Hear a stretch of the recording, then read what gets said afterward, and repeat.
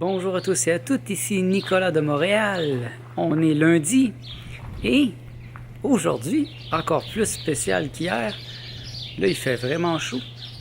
Vous voyez, je suis dans mon jardin présentement et j'ai pas besoin de manteau aujourd'hui. Wow, c'est génial. Je voudrais tout de suite entrer dans le vif du sujet. Il y a un d'entre vous qui m'a posé une question à propos de la vitamine B12.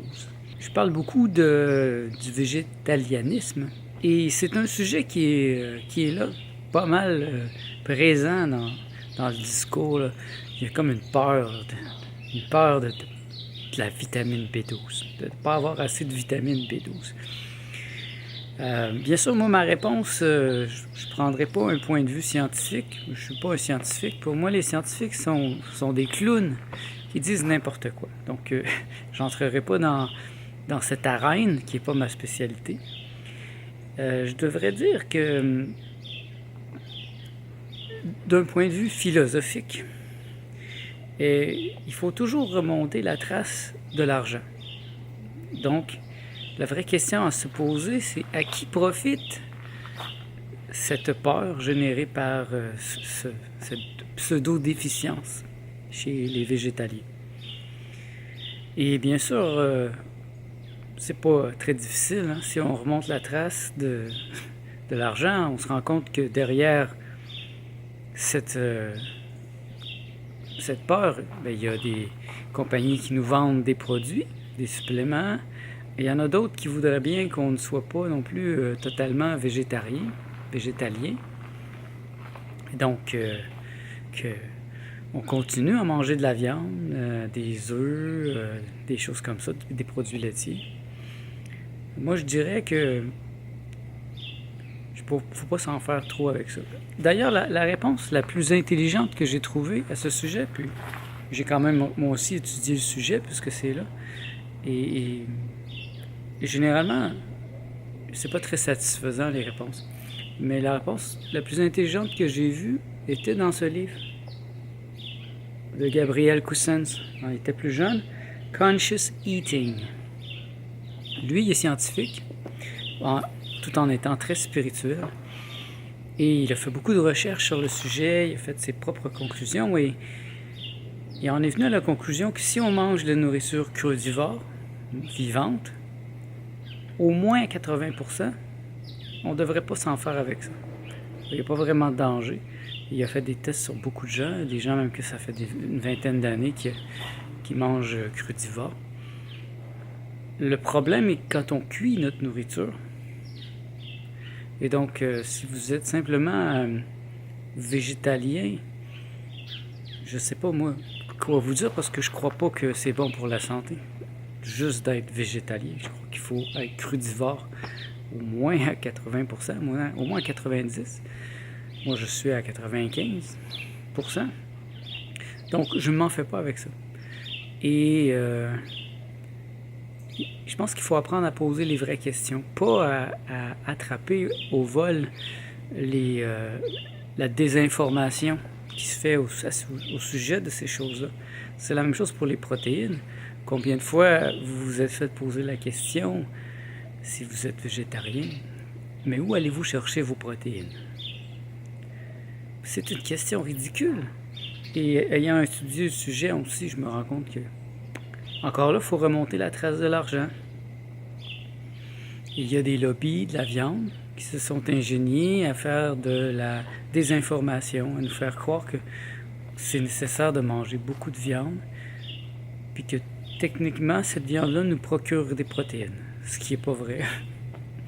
Parce que le corps ne comprend pas les protéines de la viande.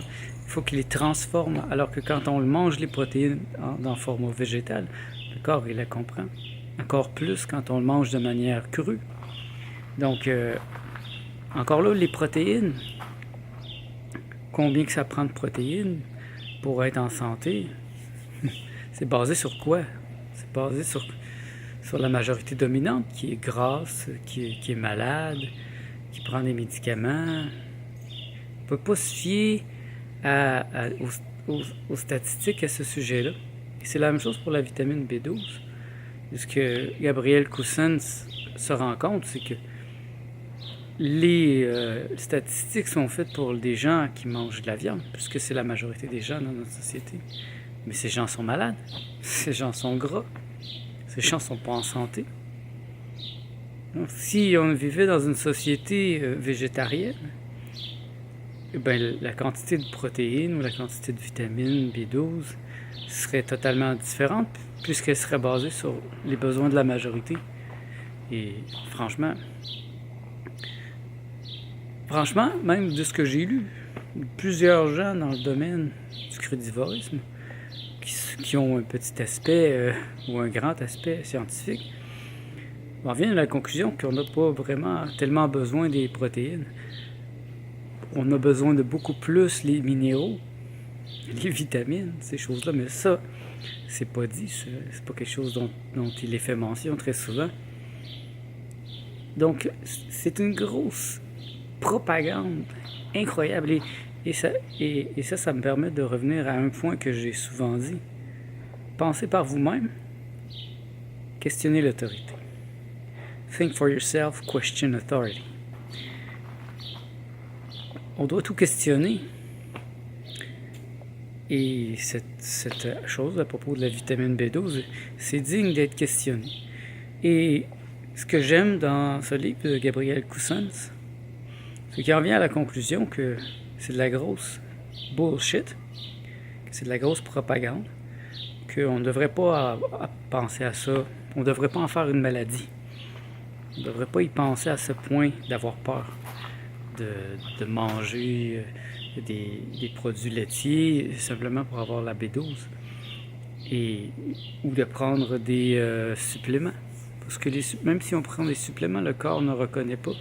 Il ne sait pas quoi faire avec. Lui, il explique en détail, même peut-être trop pour moi, ça devient trop scientifique, à quel point que le corps produit lui-même de la B12. Parce que la vitamine B12, ça ne vient pas nécessairement des aliments qu'on mange. Ça viendrait des petits insectes, des petites bactéries qui sont sur les ingrédients. Donc le problème quand on mange de la nourriture cuite, c'est qu'on tue notre nourriture. Mais ça, c'est pas juste la B12, on tue tout. Donc, puis on perd les nutriments, mais on perd aussi ces petits mini-organismes qui seraient bénéfiques pour nous. Et que quelqu'un qui a un jardin, par exemple, mais qui ne lave pas trop ses légumes, et ça va lui en donner. Donc si vous avez un jardin, lavez pas votre nourriture, prenez-la de votre jardin, vous pouvez la passer à l'eau, mais mettez pas du désinfectant là, sur votre salade. Un peu de saleté, ça fait du bien. C'est un peu comme les enfants. Un enfant qui est surprotégé, tôt ou tard, va avoir des problèmes beaucoup plus grands. Alors que si on le laisse échapper sa suce à terre puis la reprendre, il va être fort. Et ça revient aussi à un concept intéressant dans la nature. L'autre fois, je parlais aussi des chimpanzés pour un mode de vie fruitarien. Puis ça peut arriver que des fois, les chimpanzés mangent des petits animaux morts qui sont en pourriture ou qui sont pleins de bactéries. Mais une fois de temps en temps, ça permet, je pense, de renforcer le corps. Comme hier soir. Si vous regardez la vidéo d'hier, le buffet chez l'herbivore, c'est complètement anachronique ce que j'ai mangé. Cette année, ce serait la première fois que je mangeais tout ce genre de choses-là. Et en quantité comme ça. Je me suis pas senti très bien après, là. Mais c'était toute une expérience. Et être avec Martha et de voir ça, de faire cette expérience, ça a été quelque chose d'intéressant. Mais physiquement, je me suis pas senti bien, comme par exemple quand là je viens de me manger 4 mangues. Je me sens bien, je me sens léger, je me sens propre. Et ce matin, j'avais un smoothie vert. Je me suis fait une soupe à midi, délicieuse. Et il y a eu un glow, the afterglow. Ce que j'ai pas nécessairement eu hier. Hier, c'était plutôt lourd. Mais en même temps, si on mange toujours la même chose, si on est extrême si mettons je mange juste cru, 100%, toute ma vie, ben il y a peut-être quelque chose qui manque dans mon corps. la diversité des fois, ou le faire travailler un peu, mais comme si je mangeais toujours du mou. À un moment donné, ça peut être important de manger quelque chose de dur pour donner du travail à mon estomac. Il faut être critique, pas au sens de non plus de se rendre malade et de devenir négatif, mais en même temps, il faut poser les bonnes questions. Donc, la question de la vitamine B12 est pertinente, mais elle ne l'est pas vraiment dans le grand tout. Si tu as une alimentation vivante, si tu as beaucoup de diversité dans ton alimentation, tu ajoutes des algues, des noix, plusieurs sortes de noix, tu fais des rotations dans ta verdure, pas juste manger toujours de la kale, manger d'autres sortes de verdure. Comme moi l'été par exemple. Là, ça commence bientôt. Je vais avoir plein d'herbes sauvages. Il va y avoir du pissenlit ici, mais aussi proche de chez moi là-bas, je vais aller ramasser du pissenlit. Je vais vous amener avec moi cet été. On va aller faire on va aller ramasser des plantes sauvages qui se mangent. Je vais faire des jus avec ça. C'est sûr qu'il va y avoir des bactéries là-dessus qui vont m'apporter de la B12. Mon point, c'est que si vous avez une alimentation intelligente, diversifiée, majoritairement vivante, vous n'avez pas besoin d'avoir peur de déficience. Vous n'aurez pas de déficience, au contraire. Vous allez en avoir plus dans tout, parce que les statistiques sont faites sur des gens normaux, anémiques, gras, malades, qui mangent de la viande, qui mangent des produits industriels, des bonbons, qui ne font pas attention à leur santé. Donc on ne peut pas se fier à ces statistiques. Et aussi, la majorité du temps, ces statistiques, ils sont payés par quelqu'un qui, lui, bénéficie. Donc on remonte encore la trace de l'argent. À qui ça sert de nous donner cette information? Moi, j'ai reçu l'information au primaire qu'il y a 4 groupes alimentaires. La viande, le lait, les céréales et les fruits et légumes. Et qu'il faut manger les 4 pour être en santé. Mais maintenant, ayant étudié le sujet, soyant critique, je me rends compte que il y en a 3 qui sont pas bons. La viande, c'est pas bon pour la santé. Tout ce qui est les produits laitiers, c'est aussi pire. Le pain, les céréales, eh bien, sont oxydés et sont pourris, généralement. Ils sont passés à date. Alors quoi, il nous reste les fruits et légumes. J'ai jamais entendu parler de manger des grains germés à l'école. Jamais. Ça n'existait pas tellement à mon époque, quand j'étais jeune. Ça existait, mais c'était pas dans le mainstream, c'était pas quelque chose dont on parlait. Parce que les hippies des années 60, ils avaient redécouvert ça. Les autres sont allés dans cette direction. Mais notre société les a banalisés. Et c'était les rebelles, les enfants gâtés. Ils n'ont pas eu toute l'attention qu'ils méritaient. Je trouve que c'est un problème quand on devient trop détailliste. Je sais que ça m'arrive. Moi, j'aime ça aller dans les détails et j'aime ça lire beaucoup. J'aime ça aller dans profondeur pour certaines de mes questions. Mais il y a des questions qui, souvent, plus on cherche, moins on sait. Parce que c'est pas clair.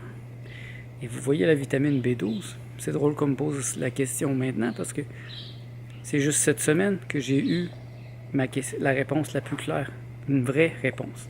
J'ai cherché moi aussi. Et je l'avais déjà lu, ce livre de Gabriel Cousens, Conscious Eating. Mais je l'ai relu cette semaine parce que je voulais réapprofondir ces recettes à un niveau alchimique, à un niveau beaucoup plus profond. Lui, il est bon avec ça. Il va chercher aussi des aspects très, très subtils, des aspects de l'Ayurveda même. Et Et ça me fait réfléchir justement sur tout. J'ai rencontré des gens dernièrement qui paranoïaient à propos du fer. Ils avaient peur de manquer de fer. Mais quand on a une alimentation équilibrée avec tous les ingrédients qu'il faut, il n'y a pas de déficience. La vraie déficience vient de manger sans cesse des produits qui sont vides. Comme même les produits biologiques aujourd'hui, c'est vide souvent parce que c'est un peu une mode. Ils ne vont pas utiliser des pesticides, mais en même temps, ils ne vont pas cultiver la flore bactériale de leurs légumes. Donc, les légumes vont être bio. On a acheté des tomates dernièrement chez Gaëtan Monod. Les tomates sont bio, mais elles goûtent le carton, comme les tomates normales. Elles sont toutes parfaites. Mais ils ne sentent pas la tomate. Donc oui, elles n'ont pas eu de pesticides. Je peux les manger, mais je sais très bien que ces tomates sont pas très énergétiques. C'est pas comme si j'avais des tomates heirloom, toutes croches, avec des craques. Là, je saurais qu'elles sont bonnes, puis elles sentiraient meilleures. Toujours posez-vous cette question. À qui ça profite de vous donner cette information? Et bien souvent, vous allez vous rendre compte que ça profite à un lobby. Ça profite à une industrie. Il y a une industrie qui veut vous vendre des suppléments de vitamine B12, qui en ajoute dans la levure alimentaire, etc. Au lieu de vous dire que vous suffirait d'avoir un jardin et de ne pas laver votre verdure, et que de toute façon, votre corps en produit, vos muqueuses, plusieurs organes de votre corps qui produisent lui-même assez de B12 pour que jamais vous en manquiez. Vivez pas dans l'ignorance, mes amis.